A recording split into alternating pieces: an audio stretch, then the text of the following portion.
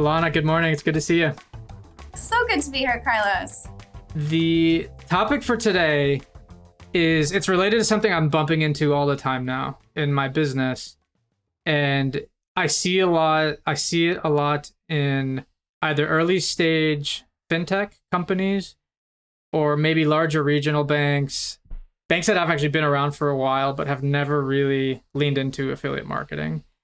And what it boils down to is just kind of operational and strategic readiness for the channel. But yeah, I guess would love to hear your thoughts. I don't know where you want to start with that. Let's start with the operational, I guess. I think there's so many things to consider, and you're absolutely right. We have these conversations all the time as well. And believe it or not, we say no a lot of the times to conversations where they just aren't ready. And we say, we'd love to help you. Let us guide you. Let us walk you through the things you need to get stood up in order to make this successful. But if we try to hit go now, let me tell you, we're going to all fail here. So let's not do that. So I'm very excited about this conversation because I think if we can firm it up into here's the things that you really need to get in line in order to be ready to tackle this channel, I think that'd be excellent for people to have. And maybe let's calibrate on like the size of the problem here. Because I imagine you said you're saying no a good amount. I think I'm turning away at least half of the like potential customers. Maybe more, but at least half. Like, what does that look like in your world? Yeah, we have actually, we've kissed a lot of frogs, let's say, when it comes to these conversations. And we've really narrowed it down to 5 things that we look for. And this isn't a checklist. This is our own almost vetting process to understand, have they really thought about this and are they really ready? So the 5 things we look for are, what is the reach of the product? So we find anything that's too narrow. And sometimes we have amazing partners or prospects that, have great product, but they service 5 counties in their area. Like affiliate just isn't for you at that point. So geographic is a really big one. 2 is the product. So there's nothing worse than having what we call a Me Too product. So what? What's the reason that you're going to ask an affiliate to kind of take on the risk of promoting your product? And it's an opportunity cost of them not promoting other products that may be more interesting, more competitive. So product's a big one. 3 is that journey to convert. Do you have an exceptional experience when it comes to online account opening or your loan origination systems? Because if you're asking, again, a more bottom funnel metric with your partners as a payout and the conversion sucks, doesn't matter how much you pay them, no one's winning. And then the 4th is budget, sufficient budget. And the 5th is realistic CPAs. So if you were to ask me, fintechs we talk to, CPA is a big sticking point. Banks will pay. Usually this is a way more efficient channel than what they're doing currently. So fintech CPA is a sticking point. Whereas on the regional bank side, geo tends to be a bit of a sticking point and product. Okay. And on the operational side, I want to come back and unpack the strategic side there as well, which sounds like kind of those criteria you walked us through. Yeah. How do you know if someone's ready operationally, like landing pages, tracking, like that sort of stuff? Yeah.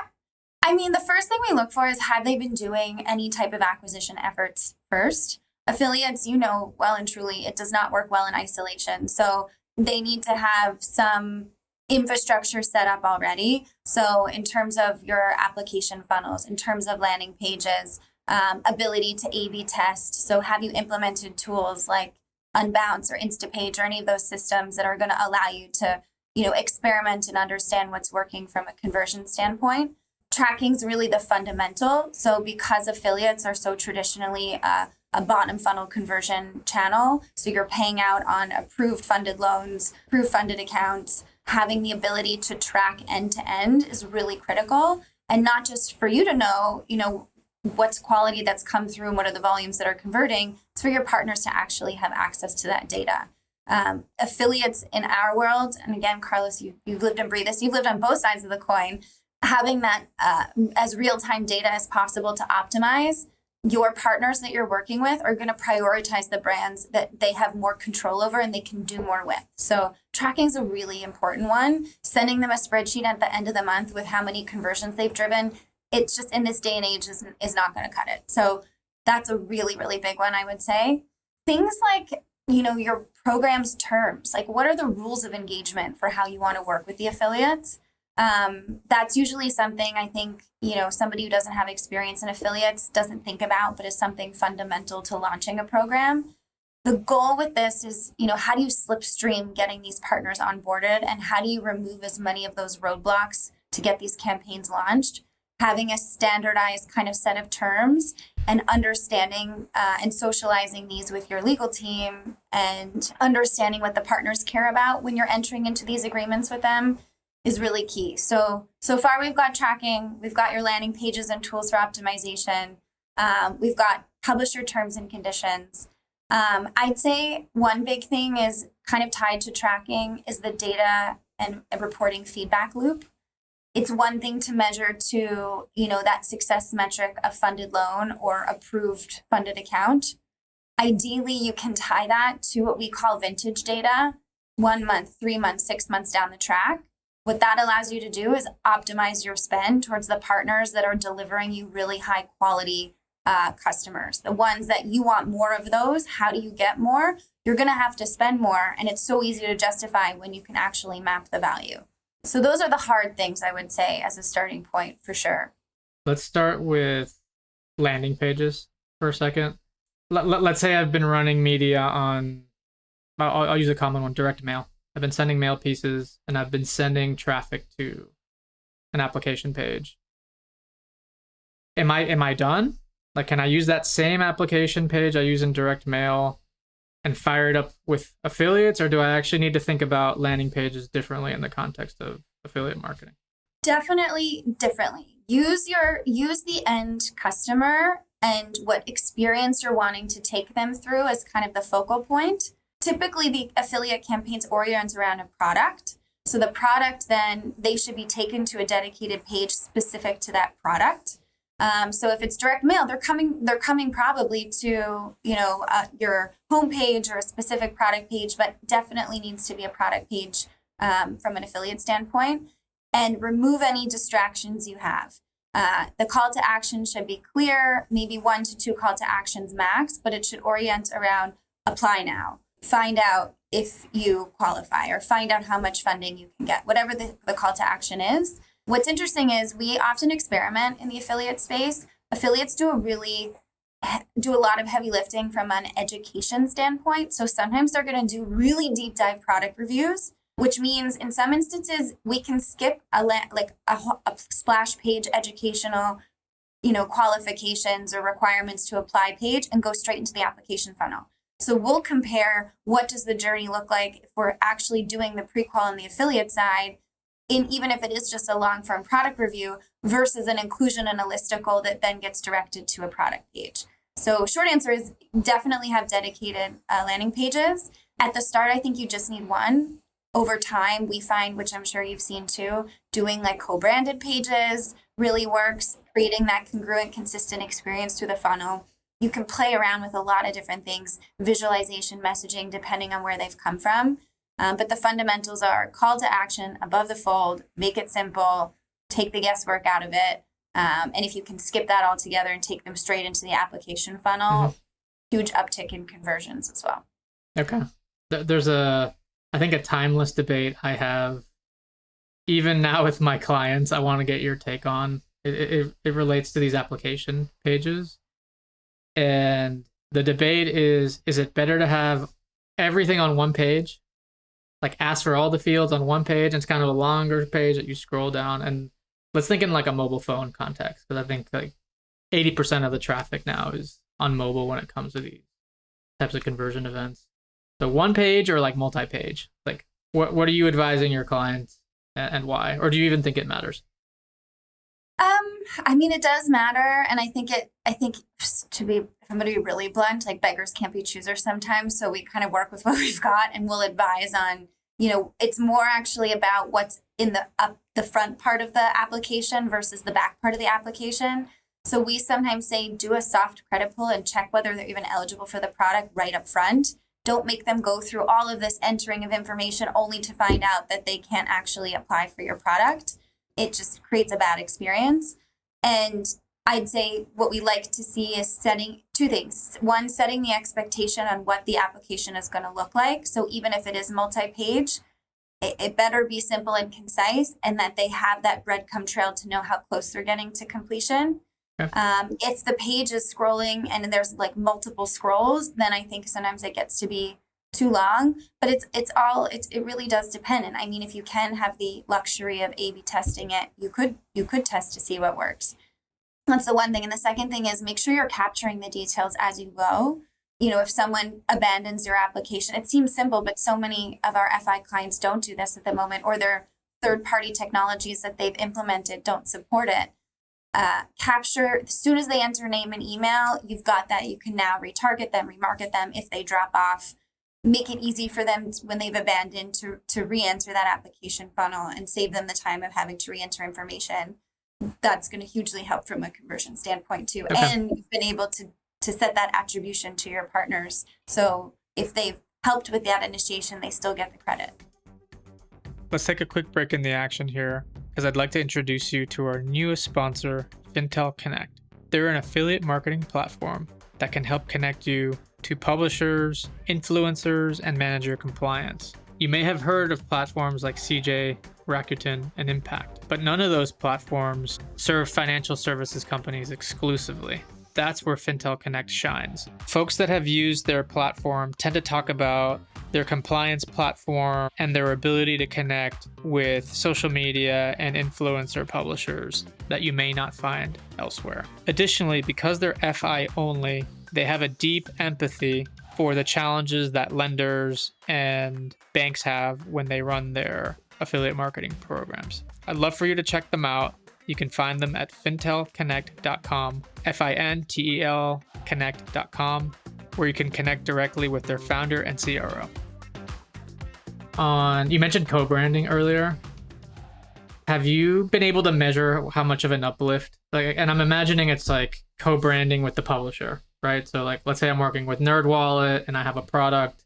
My landing page says my product name, I don't know what it's going to say, alongside with NerdWallet. Like both brands are present. I've seen lift and kind of the work I've done when it is co-branded. I'm curious if you're seeing that and if you're able to quantify it at all. No, not easily, I would say. I'm just going to be honest. I think it's marginal as well. Like if it was a 20% lift, I think that feels right. I don't know. It's effort for return, really. So if it's a light lift to be able to do it, I think it's worthwhile. And if the partner, if it helps create greater buy-in or greater stickiness with the publisher, then I think it's worthwhile investing in doing it.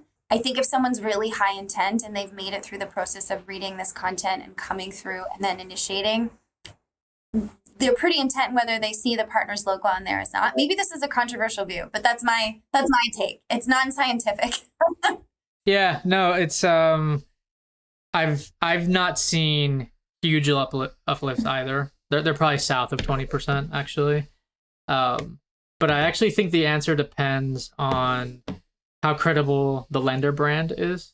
Yeah. So like if you're Chase, for example, the co-branding with the publishers, probably irrelevant or very small lift. Yeah, absolutely. If you're the fintech that got funding last month and you launched your product last week and now you're in market, it probably matters a lot that you have the NerdWallet brand or the Karma brand or whatever. Yeah, I think it's a function of the brand we're talking about. So I would fight pretty hard as a fintech, and I would not fight all that hard if I was Discover or a bigger brand. Yeah, a big brand, yes. Even I'd say it could be beneficial for a regional bank that's looking to expand your footprint out. We work with some banks that are even launching, they're a strictly digital high yield savings product because they're really aggressively growing deposits. I'd say they fall into that fintech bucket of, hey, let's build some credibility around this. And if you're getting coverage, use as much of the media as credibility halo effect as you can. And you see so many of the newer fintechs that have been mentioned. If they're mentioned in a TechCrunch or a Forbes or wherever, and however they're mentioned, those logos are on their landing page. That's for sure. Yeah. Another thing I'm curious if you see often, but like slow loading application pages. So like it takes 10 seconds to load from page 1 to page 2. And I see sometimes application rates that are going to would have been 35% and they drop to 20 because the pages load slowly and people abandon. Is that a common problem for you? And if so, like how do your lender clients solve that? Yeah, definitely, especially in the traditional FI space. And they're often beholden to their product teams or their third-party technologies that they're working with. I think more and more solutions are coming to the table that plug into the major core providers that have infinite flexibility, which put the control and the power back in the hands of the marketers, as opposed to the pricing committee and the risk team and the product teams where this responsibility usually sits. It's become a lot more collaborative now. We often suggest, look at maybe moving to more of an upper funnel metric and finding other ways to nurture those people through the funnel, especially when it's more of on the lending side, there's more of an intricate application experience where a sales rep or a loan officer can come in and really nurture that relationship. It's not a great experience, but it's at least something. But I think that's it. The important thing is really figuring out how you can still maintain that credibility and with the partners and create that solid experience for the end consumer. Because at the end of the day, the publishers are so strong in what they do because they're backing products they know are a good fit for the people that come to them and trust them. So sending them through somewhere, their holy grail metric is earnings per click. So for every click they send off the site, if it's not converting, nobody's winning at that point. So yeah. So CPA ends up being like your fallback plan. Like you can pay up more for your conversion at the end if you're or an earlier funnel conversion event. Either way you do it, it's going to back out to a higher CAC for the lender. Correct. Right? Yeah. So you pay somehow. Yeah, no, you're hitting on a message that I think is worth repeating, honestly, till the end of time, because it's one of these laws of physics in the industry where if your product is subpar, you talked about this earlier, if it's a Me Too product, you're going to struggle to get your click-through rate up, right? And you mentioned publishers caring about revenue per click, but they also care about revenue per impression, right? So like they're probably looking at both of those things. Yeah. And in the example we talked about earlier, if the landing page isn't loading quickly and people are dropping off, it creates friction, and you end up paying for that out of your pocket. So there's a tax for friction, basically. And you can pay for it by putting it in your product or by fixing your technology, or you can actually just literally throw money at the problem. But it's way more efficient to actually just fix the thing, right? Because now the consumer actually gets the end value versus the publisher. It's kind of how I think about it. Yeah, I love that. It is absolutely a tax. The practicality I think you're hitting on is many new entrants should pay that tax early because they want to be credible with their new partners and they want to establish themselves as a real player. And it's hard to fix tech deck in 4 weeks, right? Like it's really like just a bank doesn't move at that speed. A fintech maybe, but most banks don't. We're talking quarters, maybe years. Let's pivot to tracking for a second. Do lenders generally set up all the tracking and reporting on their own? Do they hire vendors or partners? Like how do you see this normally work? Yeah. Again, it's an it depends scenario. I think we like to see that they have, whether it is through paid search or display or another agency they're working with, that they have some sort of tracking in place already, whether it's through Adobe, GTM, whatever they're using to measure and track attribution and tie it back to those real kind of bottom funnel quality metrics.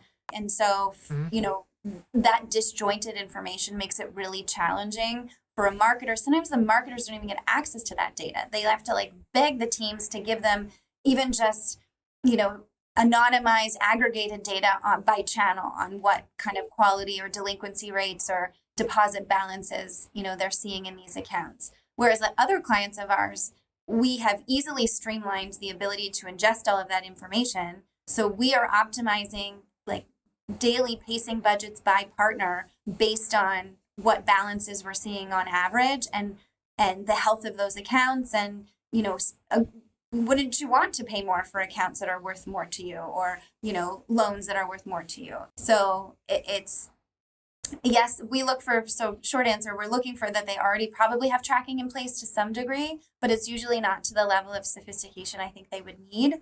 And then it has to be scalable. So like we talked about the spreadsheets at the end of the month, You know, giving them access to as much real-time data as possible for your partners is hugely important.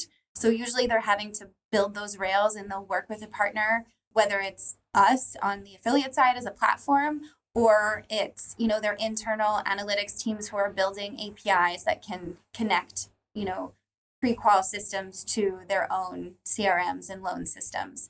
You know, there's lots of kind of avenues to consider, but usually, you know, if you're thinking about affiliates and you don't have any tracking or nothing, at least fundamentally there, you're definitely not ready. So I'll describe what I normally say. You tell me if this is kind of industry standard or below your standard or above. We'll see. We'll find out. I think if you and I align, that's usually a good sign. So yeah, we'll see. I normally don't go super in the weeds on tracking, but it's funny that it comes up more often than I think, right? Like and I hear about it when things aren't working. Like you mentioned, like disjointed systems internally.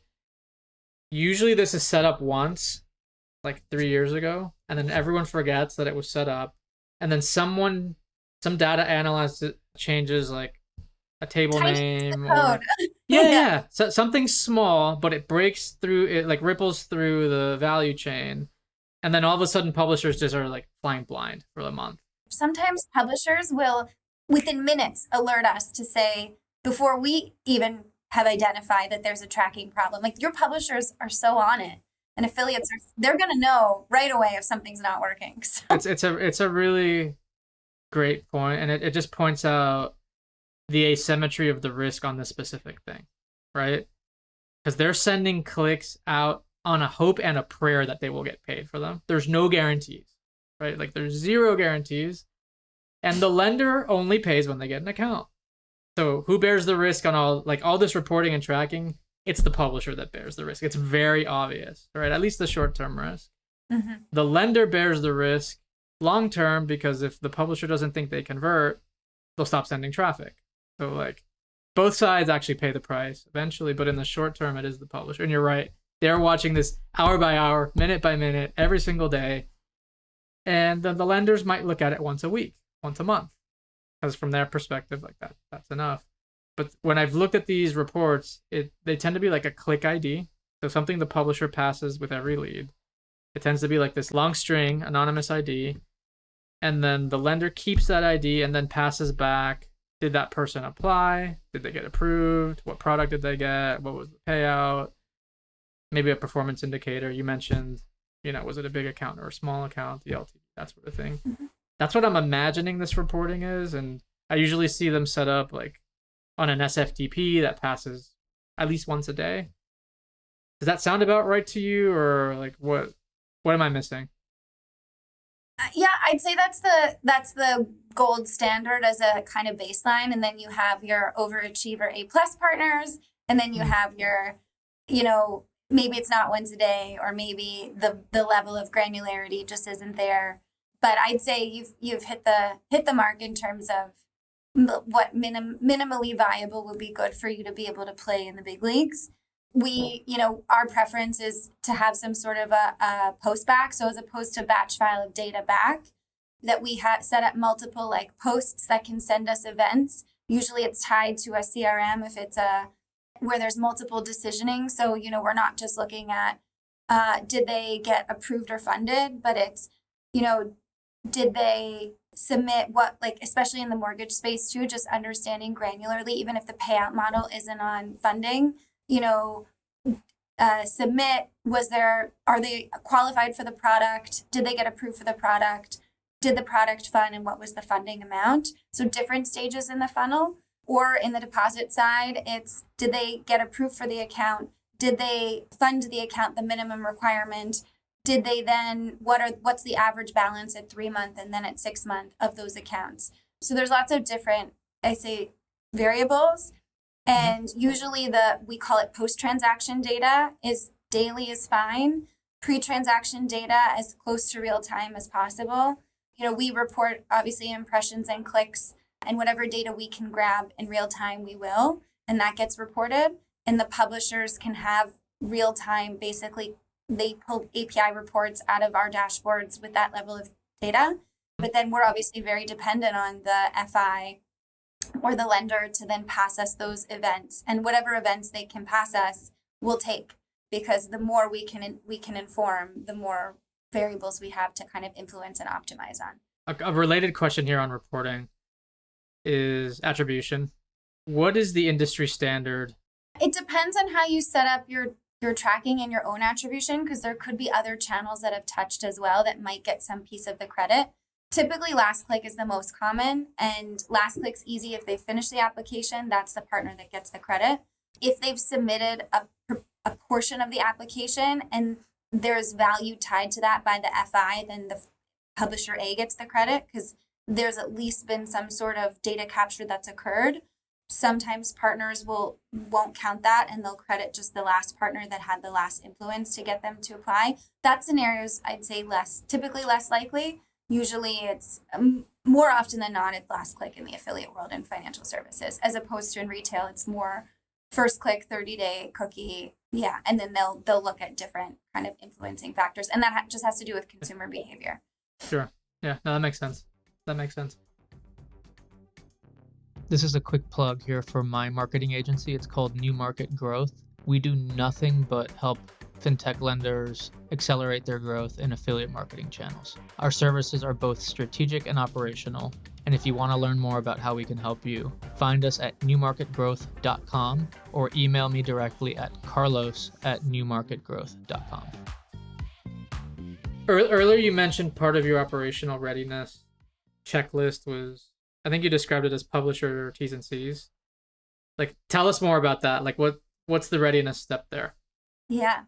We call it the rules of engagement, if you will. And we definitely operate a bit differently, but it's almost meant to serve as a way for your legal and risk team to kind of buy into what this engagement looks like with the partners.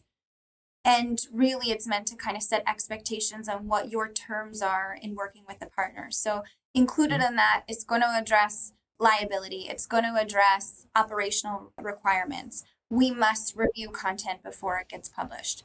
It'll include competitive restrictions, no bidding on our branded keywords. It's almost like the grounds for, if you're going to work with us and we're going to give you permission to use our marketing assets and engage with us commercially, this is what we're expecting of you. And if you break any of these rules, grounds for removal from our program, and there could be, financial consequences. The great thing about working with publishers in the space is they're very familiar with it. The interesting thing is, even if you have a kind of standard terms, and you know this, you're the big players have their own paper, and you're going to have to, especially the newer brands to this, we've talked about this at length, kind of like put up and shut up if you want to work with them, sign their paper, and they have their own rules, and they've been doing this for a very long time. And so it becomes almost like a combination of aligning what your expectations are for the partners and what their expectations are of you as a brand. And their expectations often have to do with transparency. We expect this amount of reporting data back. This is what our commercial model is going to be like. This is what happens if tracking breaks. You want all of that, detailed out so that there are no kind of guesswork when inevitably something goes wrong. You've aligned on what that looks like. It's on paper. It's agreed to, and it creates a really healthy, I'd say, operational working relationship with partners. Yeah. You at the top of the episode, or maybe as we were debriefing before we hit record, you mentioned the operational stuff is easy. And I'm looking at this list, landing pages, tracking. It'd be easy to define. Yeah, no, it's easy to say. It's easy to understand, but I actually see a lot of companies not, like, they show up unprepared. So while it may sound easy in concept, I think that the operational realities of running this through a bank or a lender is, there's some unintuitive stuff actually as you get into it. But ultimately, I think seems very addressable. The other list you gave on, like, hey, product, funnel, budget, CPAs, I think there's some gnarlier problems there. And I think that this is really where I see like when I talk about my agency saying no to a potential client, it's never the operational stuff. Because I look at the operational stuff, I'm like, we can get this sorted. We might need 3 weeks, 4 weeks, but might we really have can duct tape get this involved, sorted. but Yes. Yeah, it may not be pretty, but like we're gonna get you there. But if your funnel is just way off, or your budgets are nowhere close, or your unit economics aren't in the right zip code, like it is game over for affiliates. So walk us like, how do you generally advise lenders that come to you? Let's I'm gonna pick on one. Go with budgets. That's probably a common one. Like what's a functional budget from your perspective for a lender that wants to I feel like I should ask you that question. I mean, I have a point of view, but I think my answer depends on the publisher, I think. Yeah, but I guess in your network of publishers, the ones you work with most, let's say it's a card issuer that comes to you, like how much money is crossing the threshold of that this is interesting enough versus, you're kind of on your own here. Yeah. And I'll caveat my answer by saying this is also an indicator, budget is an indicator in whether they're ready to work with a company like yours or ours, because if a number like 50,000 a month, let's say, in spend scares them, we're too expensive, so to speak, for it to even make sense. Right. There's a bit of an overhead in, setting up a platform, and there's an expense involved in working with a solution. And that only starts to kind of become, the unit economics start to work after a certain threshold. So I generally say there's often conversations where our clients are working on a crawl, walk, run. When it's a new channel, especially for a traditional FI, they're going to want to start small but ramp up fairly quickly. So I like to say, I think $50,000 in spend is pretty healthy. You're not going to work with a Credit Karma at that. You probably won't work with a Tree or even a Red Ventures potentially, but you might get to work with some of the smaller guys where you can really test the waters, start to get an understanding of quality. And what we like to say is, as long as the quality is there, don't put a ceiling on budget. Just know that that's kind of the minimum that's going to be material enough for you to get enough data to start to understand kind of what's working and what this channel can do for you. And if it's performing and you have a partner, that part of what we do is we work back from what that success metric is. Budget's usually a qualifier or contextual to what the success is. So they'll say, hey, we can earmark this amount. We're carving it out from some other channels to test. We then have to work that back into who are the partners that can work within those bounds. And then we have to do the job of setting expectations with those partners to say, hey, listen, they're new to this. They're experimenting. They've put a cap on us. We're going to do our very best to fight that if this is working, we can get more budget. And does this work for you? And sometimes that might be a deal breaker. And sometimes, depending on the product, it can work. Got it. Okay. So 50K sounds like a workable number to you. We have clients who spend less than that, I'll be honest. Oh, really? And they are perfectly happy. And it becomes like a very gentle plod along. And they have, a couple of partners they're working with, and they're enamored. And then you have clients where they're like, we're spending 80% of our budget. We've got another 20%. Or, hey, we're underspending in search and we want to deploy it here. Let's ramp this shit up. And then we deploy it more. So, there's definitely different spectrums where clients of ours are spending millions. Some of our clients are spending 25K and are happy. Got it. Yeah, no, I that tracks with me as far as 50K getting into some of the smaller channels and starting to just demonstrate that you can make the affiliate channel work. I actually suggest that often to newer orgs because they're not going to have a fruitful conversation with Tree or Red Ventures or NerdWallet or Karma. It doesn't make any sense because Karma's going to look at that and say, 25,000 a month, that's a rounding error on our business, right? But one of your smaller publishers may say, yeah, game on, that's exciting for us, that moves the needle. And then I always think of it as you're graduating, and some lenders actually think they need to start in the major leagues, and I actually think that's a mistake, because if you try to start in the major leagues and you just don't have the right fundamentals, what's going to happen is you're going to get turned down by all the big players, and you're going to get discouraged. But you actually started in the wrong place. Kind of what I find.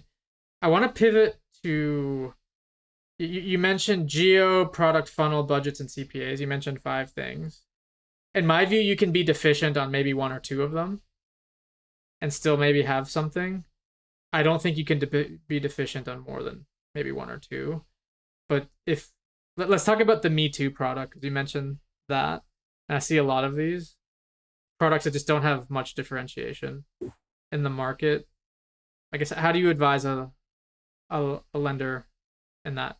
No, but let's talk more on the theme that you just hit on, which is this notion of the emotional side of things. Okay, because I think it's an often overlooked part of this business. On the emotional side of things, what are some boxes you check to know that you're talking with more or less like the right league, like the right scale of partner when you're brand new to the game? Like how do you calibrate that, and how do you make that case internally to your... From our standpoint, I think especially when your product is in let's say a white space. So we've talked about some products that are pretty unique to the market. They're super cool and they don't fit into the bucket of credit card, or they don't fit into the bucket of student loan. How do you navigate that? I think if there's an appetite or willingness the partner demonstrates to really understand, and they start to kind of drink the Kool-Aid of your vision of what you've built and what you're doing, that's a really good sign, because they're starting to problem solve and they're starting to look at, okay, I could see how this could work or how this can fit in. If they're looking at you very transactionally and saying, this is what's going to cost, you're new, so I'm expecting this much up front, and they start to put the walls up and there's no willingness or curiosity, that might not be the best first partner. That's the partner you go to when you're like, here are my average EPCs I'm generating for partners. Here's my conversion rates. Here's this.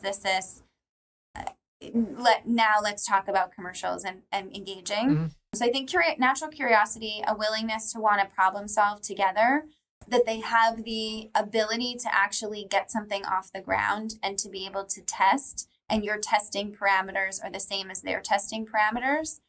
So many people want to work with NerdWallet, and their editorial teams really kind of make the decisions on what's material, what's interesting, who do we choose to engage with. And even though a partner contact may be excited about something, they just may not have the power to make that decision. So it's, aligning what your needs are with what their parameters are. And I think the first and foremost, if I were to summarize it, it's definitely willingness to problem solve, interested and engage in the product, shared values, and wanting to really make sure that your approaches align, and that there's an appetite for both from their side and yours to take on a bit of risk to kind of try it out. Got it. Okay. You mentioned the lender should get really curious with the publisher to understand what success looks like from their end. How self-aware do you think publishers are on that question, and how articulate are they in framing that answer to the lender in a tangible way where the lender can say, okay, if I can just come back with a application rate of X and an approval rate of Y and a CPA of Z, this is going to be a home run for the publisher. How did those conversations go down? Because I've seen both. I've seen 2 types of conversations. Oh yeah, it's a skill. I've seen publishers that are just so dialed into their performance, they can tell you the EPC they need, exactly the funnel, It's almost like they've answered the question 50 times before, right? And as a lender, you look at that and you're like, okay, this is very clear. I know what to do with this. And there are other publishers that get that question and they talk for 25 minutes. And you have no idea what they want, what success looks like, and you're just like, I don't even know what to do with this now. So like, where do most publishers fall, and what advice do you have to lenders that fall in that second, like that get those squishy answers that they don't know what to do with? Yeah, I love this topic because it comes up so much. I want to say the partners that can, if I'm going to really generalize here, the partners where you see the former experience more common, they either are the ones that are the volume drivers, and they've gotten to that point because they're so dialed in, and to the paid search partners too, where they are so careful on how they control their traffic that, expenses into ROI out for them has to be so dialed in. And those are the areas where you can ramp up volume and it becomes a calculation of marginal return for you. If I can put an additional 100K in with this partner, what can I expect out? And they have that math equation really, really dialed in too. So it's what are their unit economics because of how they drive their own traffic to their site. For the squishier, as you described, conversations, those are ones I would say, I think it's interesting because sometimes those are the ones that tend to be the most opportunistic for the brand, because sometimes it's to your benefit if the hard and fast numbers aren't really defined, because your numbers may not be good. So it gives you a little bit of latitude and flexibility. So be open-minded. I think they tend to, their charging models and sometimes how they work can be different, where they'll ask for, flat fee for editorial content generated, and it's a hybrid of that and CPA, or they're very brand driven. And so, they want to work with the brands that give them a good halo effect. So sometimes the products that I think a good indicator is looking at what other products they've listed. And if there are some kind of unknown brands, but really good, interesting product, and they're not giving you straight, analytics answers, it just shows that they're still willing to work with you. But I find those partners tend to just have the big logos up there. The products aren't meh, but, they work within those bounds of, who's got budget, who's the bigger players, and it's going to cost you that tax to get to work with them. Right. Okay. This probably comes up a lot with regional banks, I would imagine, that have more like in the fairway type products. And this comes up often in credit cards where it's the 2% cashback card with no bells and whistles. It's just very normal, zero annual fee. I could literally show you 400 of those products. They're all more or less the same. I see many of those products, they work in affiliate channels. Many of them do. Some of them don't. And I want to get your take on what do you think sets apart the Me Too products that work and the ones that don't? I think decisioning is a big one. What I mean by that is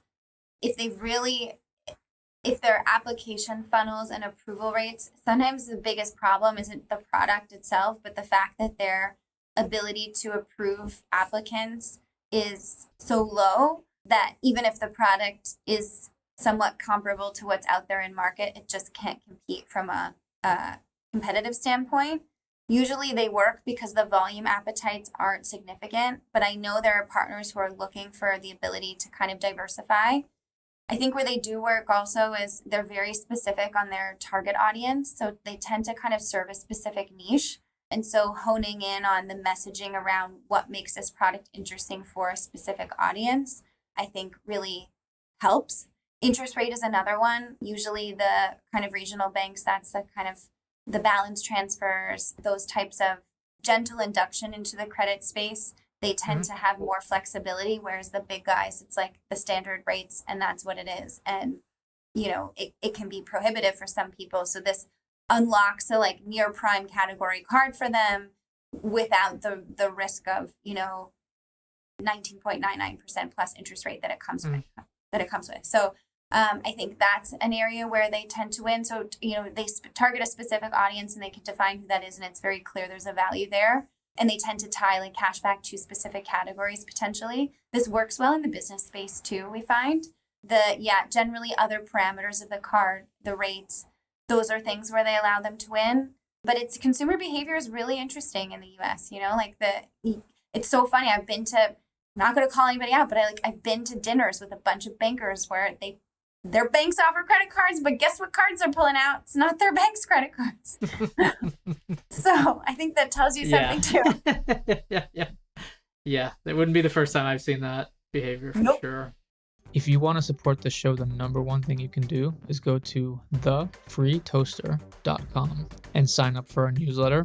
You're going to get a couple pieces per week of news, information, insights, and podcasts like the one you're listening to right now at the intersection of marketing, lending, and technology. That's our niche. We don't plan to go outside of that. It's the only publication I've seen out there on the internet that dials into this zone. So if you want to support us, sign up and share it in your favorite Slack channel. All right, so Alana, we've covered the operational side, we've covered the strategic side. What are the most common reasons that you see that prevents someone from kind of leaning into the channel? Like what's some of the most common homework you send lenders off to go do before they turn on affiliate marketing? Defining success metric is the biggest one. Like, I want to know, this is our litmus test as an organization. I'm sure you have your own litmus test too. And the reason you turn people away is I want to know really clearly what success looks like. And the parameters for that are, in a dream world, what are the volumes that this channel is driving you? What do those accounts look like to you? What are the quality metrics, not just volume?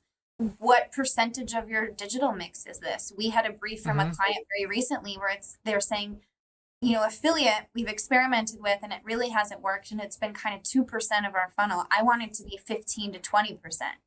And that's a great kind of standard because now we contextually within the organization, we know people are going to be paying attention. So I'd say know what success looks like so that you're easily, however you choose to venture into this channel, you've got an easy way to measure whether or not it was the right move. And usually if you have benchmarks to work from what you're doing in your other channels in terms of conversion rates and CPAs, that's very helpful. If you can't define those, of course, like we come to the table and say general marketplace rates are X. So if you're not willing to play within that, you at least have to be able to say yes or no to those barometers. And as I mentioned, the fintechs tend to be more price sensitive because their margins are much thinner, whereas the banks, they're like, wow, you can get me an account for $250. Holy hell, I'll pay for that all day long. Yeah. So understanding those barometers, I think that's honestly really the biggest thing. No, I love that question on, I think I need to use this more. I think I use it to some degree, but the way you framed, here's what this made me think of. So you're asking them to define success, volume, quality, all of it. And I like percentage of across all their channels. That's a really nice kind of layer to it as well. Because there's going to be some clients you bump into with modest foundations on product, on funnel, on tech. They're not going to be A+ everywhere. They might be B- everywhere. But if their goals and their criteria for success are modest and commensurate with that, you could actually help them be successful and hit it. The issue is when someone wants A+ results and they have a B- foundation. That's a bad client because they want it in 30 days, and if it's not going to turn around, we're shutting it down. And that's the other thing. Time, they say, if you aren't willing to at least keep it running for 6 months. Anything less than that, waste of your time and waste of our time, waste of the publisher's time. 100%. Yeah, time to result is a big one too. So tell me the result and the time to it. And then you're going to look at the bone structure of the program, and you've seen enough programs to know, hey, likelihood of success is 90% or 1%, just based on what you see. If I was a lender and I was brand new to marketing, even if I had no intention of hiring a partner, like Fintel or like my agency, I would approach someone that's seen 50 programs, and I would expose information about my product and my process and my goals to get some kind of sanity check of do people think I'm insane or does this feel achievable? Even if I had no, you know what I mean? Because it's totally. You're a director of affiliate marketing at regional bank Y. You've never done affiliate. What the hell do you know about that title does not exist, by the way. Why not? Hold on. Let's hang on that for a second. Why not? Because this is almost so new to them that there isn't. There are definitely a handful of a few that are now actually. Oh no, okay, no. In that specific context, no, you're right. It's going to be like a director of marketing, of performance marketing, or brand marketing. Interestingly enough, sometimes it's the owner of the business line. So they're you don't want to bother marketing. I don't, I'm driving this. I have numbers to hit, and these are the people you're going to use to make it happen internally. And we're a degree removed in some respects from marketing. They become the creative contribution, not the deliverer. So it's interesting, actually. Yeah. That persona makes sense in the context of I'm genuinely interested in hiring an external partner. Yep. But if my context is no, I've been assigned by the CEO and the CMO to go build this by myself. Mm-hmm. I have no intention of hiring any. Like I actually don't even have budget for external help. I'm supposed to do this on my own, but I was just handed goals out of thin air.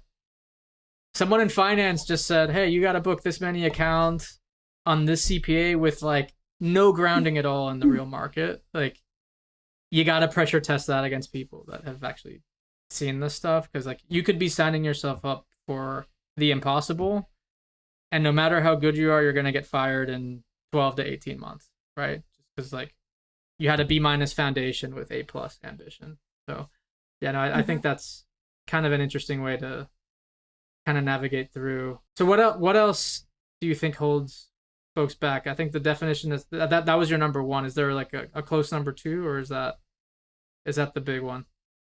I think you almost touched on it a little bit just then about setting clear expectations organization wide. So I find, because this is such a new channel for a lot of, and we're talking about people venturing in for the first time, there's so many unknowns that it's really important to get buy-in from the different layers of the organization early, because you're going to end up, it almost becomes a self-fulfilling failure of prophecy if you haven't gotten risk and compliance across what they're going to need to do in their involvement to sign off partners and campaigns, and how you're going to, risk manage that. And then they have this expectation of performance or volume. To your point, they're being given these targets. And if it's not delivering in 3 months, what the hell? Why? This isn't working. We're diverting budget into something. And so setting those expectations that it takes time to ramp up, that it's the way we describe it is it's like a lot. It's like pushing a boulder down a hill. You like push so hard in the beginning, and there's so much energy exerted and so many resources put into it.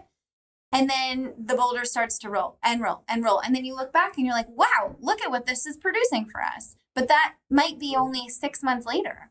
So I think the expectation setting is really important, because otherwise, if they don't really understand how this is different from the budget faucet of paid search,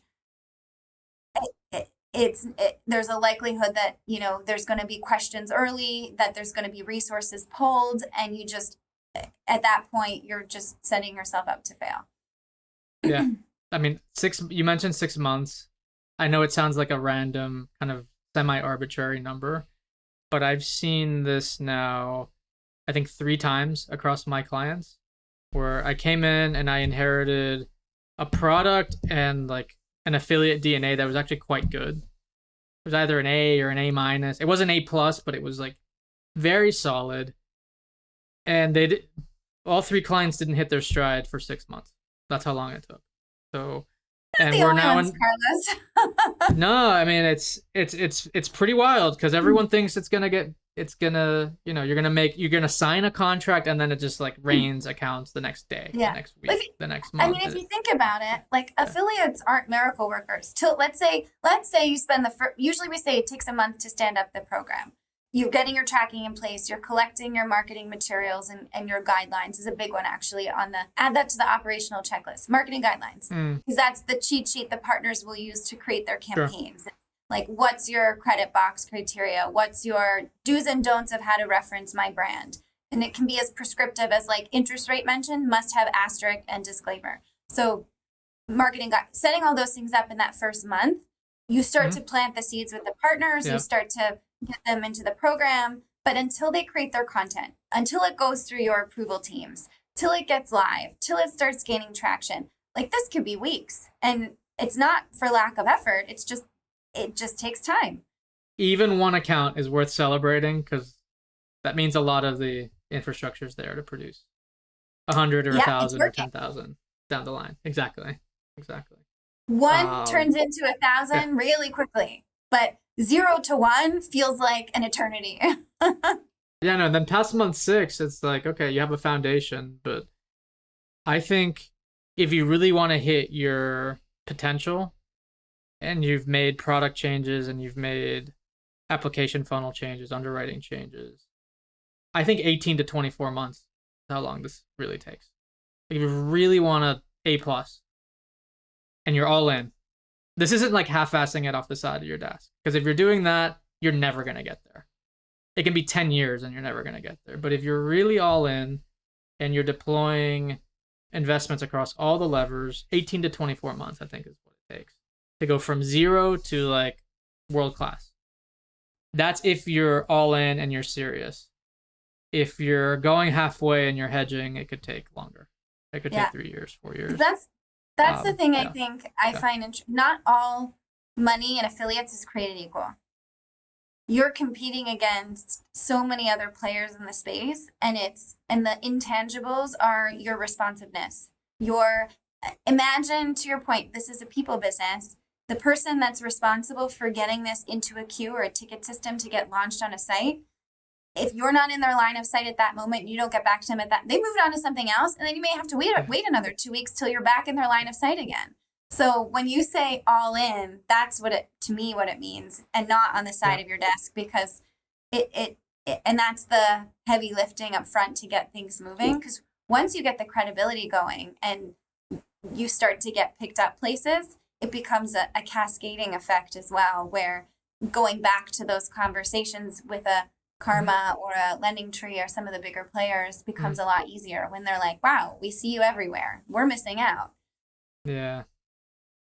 You're hitting on a point I think missed.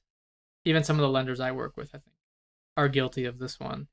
But they don't always have dedicated staff to the channel. Like there's somebody in the org that does 3 or 4 other things, and their 5th thing is this. So when the partner needs something or they have a question or there's something to deal with, it takes 2 weeks to get an answer. Because they're backlogged and they have meetings and they have, like, I'm sure you've seen it. Versus if it's the title that you said doesn't exist, the director of affiliate marketing, and their sole job is to make this work, they're going to hustle. They're going to pick up the phone. They're going to text. And you probably should be on a text basis with your key publishers is the other thing. Because there's just enough going on.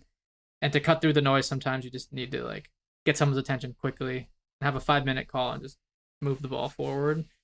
Because a lot of that 6 months, Alana, is just like dead time. Person A trying to communicate with person B, and it's just like you waited a week because they're like that's the cadence of the meetings. It's like it really does boil down to like little things like that. Soul sucking. Yeah. So I think that 6 months could actually turn into like maybe 3. Like if you were obsessive of like eliminating waste along the way. But in practice, I don't think lenders, banks are great at that. Cool, but let's close here with give us some like I know you've been doing I saw your report, by the way. I think it was last year or maybe early this year. You all did some research on CPAs and I'll link out to that because I think if anyone's tuned into this episode and they're nodding their head saying, hey, this is interesting, I think they're going to find that guide that you published extremely helpful. But what guidance can you give us on just like the overall size of this thing? Like lending, affiliate marketing, maybe even in deposits, like how much money's flowing through it, how many accounts are generated? Like if we wanted to help someone build a business case for why should I get into it sounds hard. It sounds like there's some real work to be done. Like let's talk about the benefits. Like how big is the channel relative to some of the other things you see? Yeah. I mean, there's hundreds of millions of dollars funneling through this channel. And it depends on how you classify the bucket of affiliate. I'm using air quotes for those who are listening. Yeah. But there's so much money in this space. And it's that way because there is 3 winners of this equation. The consumer wins by getting great product. The publisher wins because they're providing value and that the unit economics work and their partners can sustain that acquisition cost. And the partners win because they're paying really for results. So I think that it continues to grow because there continues to be appetite and demand and value created across the entire supply chain. I mean, there are regional banks that are 40 billion in assets that spend significant money in affiliate. There are lenders where scarily, Carlos, we've talked about this, like sometimes their acquisition budget, 80% of it goes to affiliate. I wouldn't recommend that. That's scary because you haven't diversified enough, and you would hope that that affiliate mix was diversified enough if your number is that high. Some of our credit card issuer partners, I'd say affiliates 45% of their acquisition funnel. And we often compare it to retail. I think affiliates and retail is a much smaller percentage of the pie. It's actually more like 10 to 15%. And it's because affiliates play such an important role in building trust with the consumer. In financial services, there is such a level of trust required that that's the role they play in the education and building that credibility for a brand, especially the newcomers into the scene. And so to me, I think the percentage of acquisition that goes to affiliates is high, and it should be for a reason. And we saw it in our gambling days as well. In our last business, affiliate was 30% of the funnel, and paid search was probably 30% of the funnel. So similar parallels actually in financial services, but where there's trust required, affiliates play a big role. And so I think earmarking at least 30% of your acquisition to affiliate is reasonable. 80% kind of scares me a little bit, but anywhere in between that, I think is a normal, healthy range. That lines up super well with what I see. So I'm seeing in fintechs about, call it 40 to 60% of their total new customers come from affiliates, maybe a 40%, something like that, through direct mail. And then the rest is other stuff, social, search, things like that. That's among the fintechs. Among the bigger brands, like the big national banks, it might be like in the 15 to 25% range, because they have branches and they have a lot more direct traffic. They have recognizable brands that will find huge, that consumers can find on their own. Yeah, huge, but and we're talking, these are banks that spend billions of dollars per year, right? Like the Capital Ones, the Chases. So I think we're in the same ballpark. So if you're listening to this and you are building a consumer lending business or a consumer banking business, and you're not doing, call it at least 25% of your business through affiliates, you have a huge opportunity, is kind of my short synthesis of what you just said, Alana.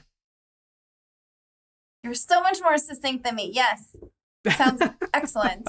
I'm just trying to piece it all together. I'm trying to get folks excited because in my research, and it's a tricky space because not all the publishers report publicly.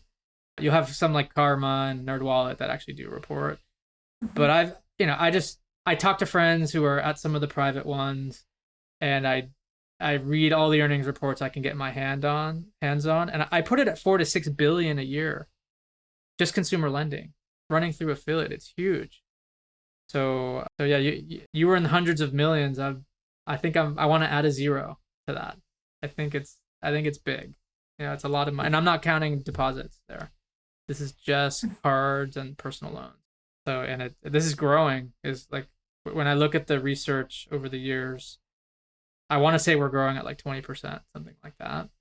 The other wonky thing, this may not surprise you because you've been in other categories, but if you look at total affiliate marketing spend across everything, all including retail and like including any category you can think of, consumer categories, I want to say the number I saw was like 15 billion per year.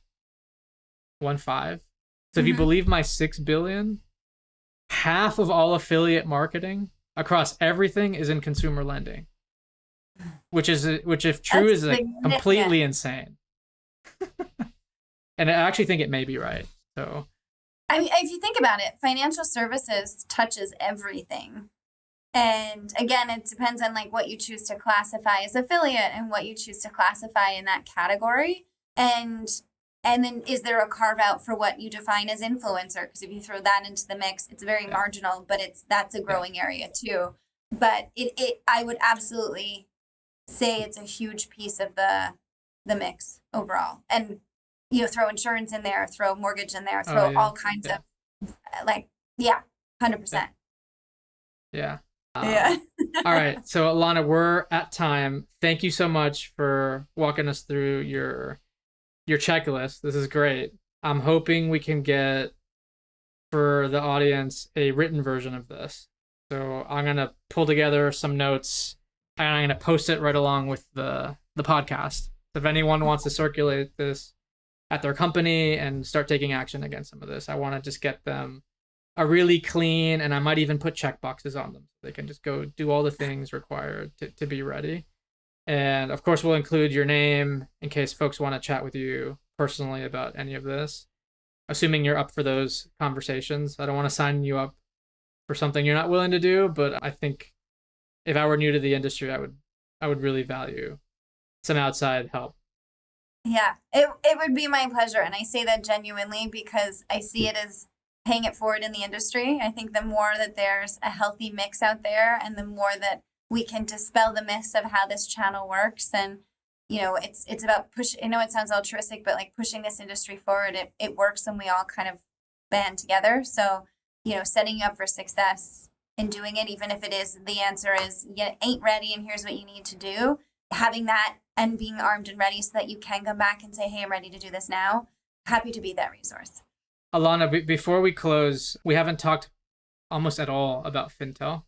I know I mentioned your name a couple times, but you're the CRO at Fintel. Can you give us like the 60-second download of what do you all do and who do you help? Sure. We are your destination, I suppose, for checking off this checklist on being affiliate ready. We help lenders, banks, fintechs that are looking to step into the affiliate space and really looking to scale.